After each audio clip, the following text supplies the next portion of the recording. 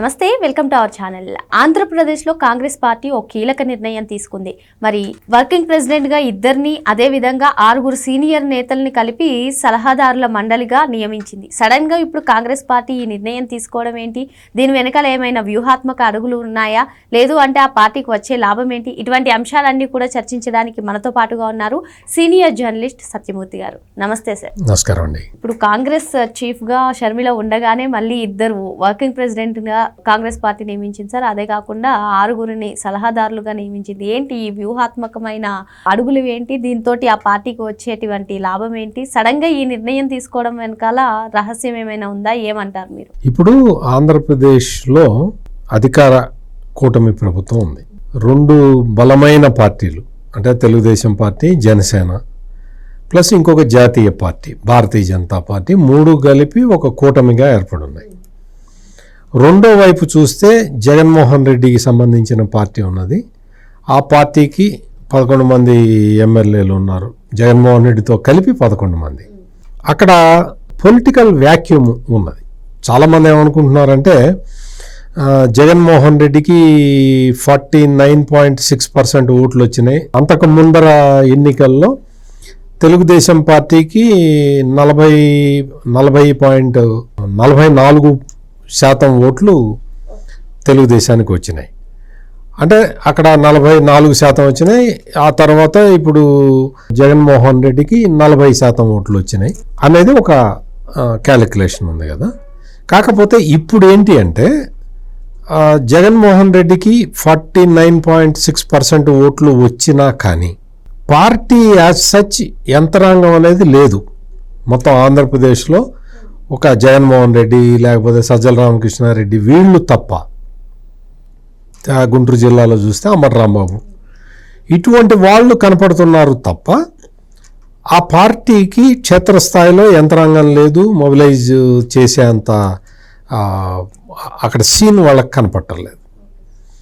పైగా ఈ నాయకులందరూ జైళ్ళ పాలవుతున్నారు. వాళ్ళు చేసిన అక్రమాలు అన్యాయాలకి వాళ్ళు ప్రజలు జగన్మోహన్ రెడ్డిని ఆయన పార్టీ మనుషుల్ని అసహించుకునే పరిస్థితి వచ్చిన్నది.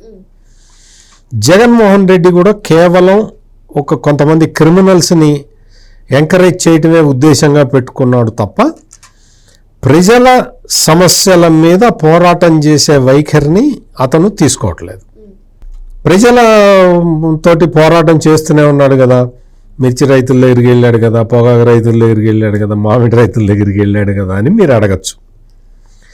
ఇక్కడ ప్రజా సమస్యల మీద పోరాటం అనేది నిరంతరం కంటిన్యూ చేయాలి.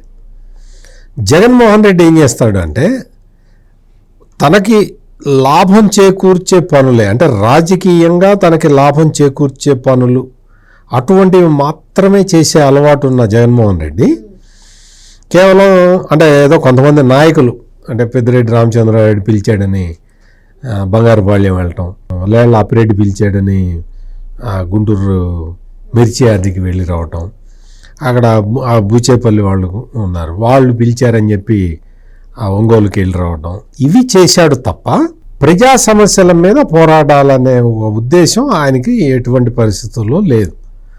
అందుకనే పార్టీ సమావేశాలు అవి పెట్టడం కాకుండా అడ్వకేట్లతోటి సమావేశాలు పెడతాడు. యూత్ వింగ్ అనే ఒక పేరు పెట్టుకొని అంతా రౌడీ షీటర్లు వాళ్ళతో కూర్చోబెట్టి మాట్లాడతాడు. అంతే తప్ప అతనికి పార్టీ యంత్రాంగం మీద దాని మీద అసలు అవగాహనే లేదు. అందుకనే 5 సంవత్సరాల పాటు అధికారంలో ఉన్నా కానీ పార్టీ నిర్మాణాన్ని పటిష్టం చేసుకోలేకపోయాడు. కేవలం జగన్మోహన్ రెడ్డి దగ్గర ఉన్నది ఏంటంటే అధికార మదం అయితే ఇప్పుడు దిగిపోయింది, ధన బలం చాలా ఉన్నది, విపరీతమైన ఫైనాన్సెస్ ఉన్నాయి, డబ్బులు ఉన్నాయి, బాగా దాదాపుగా 1,00,000 కోట్లు అక్రమాస్తుల కేసులోనే ఉన్నాయి కదా. సో ధన బలం బాగా ఉన్నది. దాంతోపాటు ఈ రౌడీల్ని ఎంకరేజ్ చేసుకుంటూ ఉన్నాడు. మూడోది ఏంటంటే మీడియా మేనేజ్మెంట్, అతనుకున్న ఛానళ్ళు, అతనుకున్న న్యూస్ పేపరు, వాటితో పాటు ఒక తెలుగులో పెద్ద ఛానల్స్, ఇంకొక 2 పెద్ద ఛానల్స్ జగన్మోహన్ రెడ్డి పెట్టుబడులు పెట్టి ఉన్నాడు. అందుకని దాదాపుగా ఒక 3-4 పెద్ద ఛానల్స్, ఒక 3 న్యూస్ పేపర్లు, ఇవి కాకుండా వందలాది మందిని పెట్టుకొని సోషల్ మీడియా సైన్యం వాళ్ళందరికీ జీతాలు ఇప్పించి నడిపిస్తూ ఉంటాడు. అంతే తప్ప ప్రజాక్షేత్రంలో కార్యక్షేత్రంలో పోరాటం చేసే విధానం జగన్మోహన్ రెడ్డికి తెలియదు. అందుకని ఈ పరిస్థితులన్నీ గమనించిన తర్వాత కాంగ్రెస్ పార్టీ ఏం చేసింది అంటే చూసింది, దాదాపుగా సంవత్సరం పాటు పరిశీలించారు. ఏమన్నా జగన్మోహన్ రెడ్డి ఏమన్నా ఇదవుతాడేమో. ఇప్పుడు వాస్తవానికి మాట్లాడుకోవాలంటే జగన్మోహన్ రెడ్డి దగ్గర ఉన్న ఓటింగ్ పర్సంటేజ్ అంతా కాంగ్రెస్ పార్టీదే. ఆ రాష్ట్ర విభజన సమయంలో కాంగ్రెస్ పార్టీ ఆంధ్రప్రదేశ్లో మొత్తం అసలు ప్రజలందరూ తిరస్కరించారు కాబట్టి ఇంకా ఆంధ్రప్రదేశ్లో కాంగ్రెస్ పార్టీ వ్యానిష్ అయిపోయింది, మాయమైపోయింది. అదే సమయంలో జగన్మోహన్ రెడ్డి వైఎస్ఆర్ కాంగ్రెస్ అని పెట్టుకోవటంతో ఆ ఓట్లు ఇటు వచ్చినాయి. ప్లస్ వాళ్ళ నాన్న ఇమేజ్, రాజశేఖర్ రెడ్డి ఉమ్మడి ఆంధ్రప్రదేశ్కి ముఖ్యమంత్రిగా చేశాడు కాబట్టి ఆ ఇమేజ్ని పెట్టుకొని తనకున్న ధన బలంతో పార్టీని నడుపుకుంటూ వచ్చి అంతకుముందు పాదయాత్ర చేశాడు. తర్వాత పాదయాత్ర చేసినా కానీ ప్రయోజనం లేకపోతే ఒక్క ఛాన్స్ అని బతిలాడుకొని అధికారంలోకి వచ్చాడు. అధికారంలోకి వచ్చిన తర్వాత ఈ మద్యం కుంభకోణం, ఇసుక కుంభకోణం వీటిలో మునిగిపోయాడు తప్ప పార్టీని ఒక స్టెబిలైజ్ చేసుకుందాము, కొన్ని పొలిటికల్ డెసిషన్స్ తీసుకుందామని జగన్మోహన్ రెడ్డి ఏ రోజున ప్రయత్నం చేయలే. నామినేటెడ్ పోస్టులు రెడ్లకే ఇచ్చాడు, లేదు కార్పొరేషన్ చైర్మన్లు రెడ్లకే ఇచ్చాడు, పార్టీ పొజిషన్లు రెడ్లకే ఇచ్చాడు. ఉత్తరాంధ్ర వైవి సుబ్బారెడ్డి, లేకపోతే సజ్జల రామకృష్ణారెడ్డి, లేకపోతే విజయసాయి రెడ్డి, లేకపోతే పెద్దిరెడ్డి మిథున్ రెడ్డి, అన్ని రెడ్లే. మొత్తం అన్ని పొజిషన్స్లో రెడ్లే ఉంటారు, అధికార ప్రతినిధులు వాళ్ళే ఉంటారు. మొత్తం రెడ్డి కులస్తులను పెట్టుకున్నాడు. ఎస్పీలు, కలెక్టర్లు వాళ్ళను కూడా అటువంటి వాళ్ళనే తెచ్చి పెట్టుకున్నాడు. పెట్టుకొని రాజ్యం అంతా నేనే నడుపుతున్నాను, నాకు ఇంకా పార్టీతో సంబంధం లేదు, క్యాడర్ తోటి నాకు పని లేదు అన్నట్టుగా ప్రవర్తించాడు. అందుకనే ఇప్పుడు అధికారం కోల్పోయిన తర్వాత ఇప్పుడు మళ్ళీ నేను మారిపోయాను, నేను కార్యకర్తలకే నేను ప్రాధాన్యత ఇస్తాను అంటే కార్యకర్తలకి ఇంతకుముందు ప్రాధాన్యత ఇవ్వలేదని నువ్వే ఒప్పుకుంటున్నావా? అంటే జగన్మోహన్ రెడ్డికి అతనికి స్ట్రాటజీ లేదు, ఏమీ లేదు, ఏది అవసరం వస్తే అది మాట్లాడతాడు. ఈ పరిస్థితుల్లో జగన్మోహన్ రెడ్డి దగ్గర ఉన్న ఓటు బ్యాంకు అంటే గత ఎన్నికలలో వచ్చిన 39.6% ఓట్లు స్థిరంగా లేవు, వోలటైల్గా ఉన్నాయి.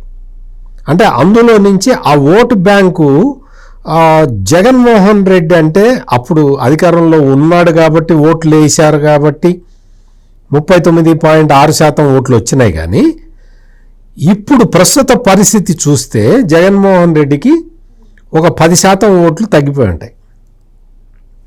ఇది అక్కడ ఉన్న పరిస్థితి. అంటే ఈ 10% ఓట్లు అంటే దాదాపుగా 40% ఓట్లు అనుకో, 10% పడిపోతే ఇప్పుడు 30% ఓట్లు మాత్రమే జగన్మోహన్ రెడ్డికి ఉన్నాయి. ఈ విషయము జగన్మోహన్ రెడ్డికి చాలా స్పష్టంగా తెలుసు. కాంగ్రెస్ పార్టీ ఈ పరిస్థితిని అంతా గమనిస్తున్నది. సహజంగా ఏంటి అంటే అధికారంలో ఉన్న పార్టీకి ఓట్లు కోల్పోతూ ఉంటుంది, అంటే యాంటీ ఇన్కంబెన్సీ ఫ్యాక్టర్ తోటి ఓట్లు కోల్పోతూ ఉంటుంది. కానీ విచిత్రంగా ఆంధ్రప్రదేశ్లో అధికారంలో ఉన్న కూటమి ప్రభుత్వమేమో గెయిన్ అవుతూ ఉన్నది, జగన్మోహన్ రెడ్డి పార్టీనేమో సింక్ అవుతూ ఉన్నది, మొత్తం మునిగిపోతూ ఉన్నది. దాదాపు 10% ఓట్లు తగ్గిపోయినాయి. గత ఎన్నికలలో కాంగ్రెస్ పార్టీ అంటే జగన్మోహన్ రెడ్డి దగ్గర ఉన్న ఓటు బ్యాంక్ మీద కాన్సన్ట్రేట్ చేసింది. కానీ అప్పుడు ఏం జరిగింది అంటే జగన్మోహన్ రెడ్డి మీద ఉన్న యాంటీ ఇన్కంబెన్సీ పూర్తి వ్యతిరేకత, ప్రభుత్వ వ్యతిరేకతతోటి వాళ్ళు ఏం చేశారు అంటే మళ్ళీ ఎక్కడ మనం అటు ఇటు జరిగితే మళ్ళీ జగన్మోహన్ రెడ్డి గెలుస్తాడేమో అన్న భయంతో ఓట్లన్నీ కూటమి క్యాండిడేట్లకు గుద్దేశారు. అంటే ఒరిజినల్గా మనకి కాంగ్రెస్ మీద అభిమానం ఉన్నా కానీ మనం ఈ జగన్మోహన్ రెడ్డిని ఫస్ట్ వదిలించుకోవాలి. ఈ జగన్మోహన్ రెడ్డి అనే భూతాన్ని వదిలించుకుంటే తప్ప రాష్ట్రం బాగుపడదు అన్న ఒక నిర్ణయానికి వచ్చిన తర్వాత ఓటర్లందరూ కూడా కొంచెం కాంగ్రెస్ పార్టీ వైపు మొగ్గు చూపినా కానీ ఓట్లు మాత్రం కూటమికే వేసేశారు.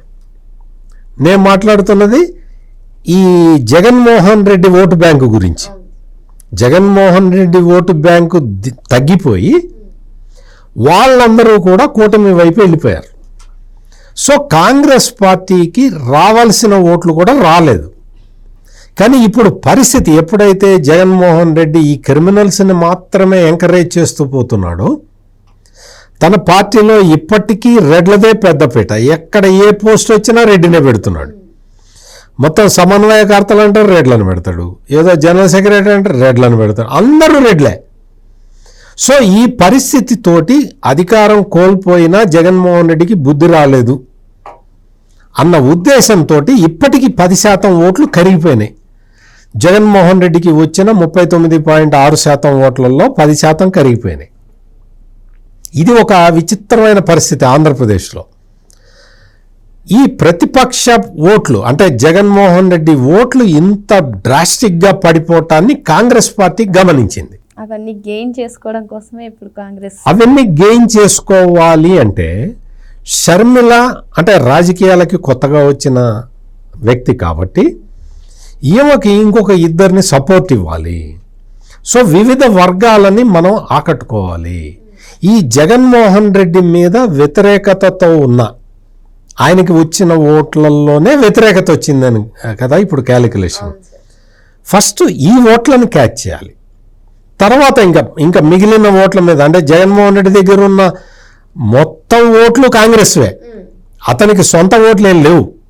సో అందుకని కాంగ్రెస్ పార్టీ తన ఓట్లను తాను తిరిగి తెచ్చుకోవడానికి ప్రయత్నం మొదలుపెట్టింది. అంటే ఇప్పుడు వైసీపీకి దెబ్బ మీద దెబ్బ అని చెప్పవచ్చా సార్? వైసీపీకి దెబ్బ మీద దెబ్బ అంటే వైసీపీకి పొలిటికల్గా దెబ్బ కొట్టడానికి అదేదో రాజకీయ పార్టీ కాదు, అదొక ప్రైవేట్ లిమిటెడ్ కంపెనీ. అందుకని దానికి ఇంకా రాజకీయంగా దెబ్బతాలటం ఏం లేదు. ఇప్పుడు ఏంటి అంటే జగన్మోహన్ రెడ్డి చేస్తున్న అంటే అధికారం కోల్పోయిన తర్వాత కూడా చేస్తున్న అకృత్యాలతోటి ఈ అరాచక శక్తులకి అతను సపోర్టు చేస్తున్న విధానం చూసి వైఎస్ఆర్ కాంగ్రెస్ పార్టీలో ఉన్న మహిళలందరూ, మహిళలు అంటే మీరు రోజా, లక్ష్మీభారతి వీళ్ళ గురించి కాదు నేను మాట్లాడేది, మొత్తం మహిళా ఓటర్లందరూ కూడా జగన్మోహన్ రెడ్డి పార్టీ నుంచి బయటకు వచ్చేసారు. అంటే వాళ్ళకి ఈ జగన్మోహన్ రెడ్డి మీద ఇంకా మొత్తం పోయింది, వాళ్ళకి ఇంకా వాళ్ళు they are searching for alternative. అందుకని ఇప్పుడు వైఎస్ షర్మిల ఇప్పుడు రాబోయే రోజుల్లో ఇంకా బలపడబోతున్నది.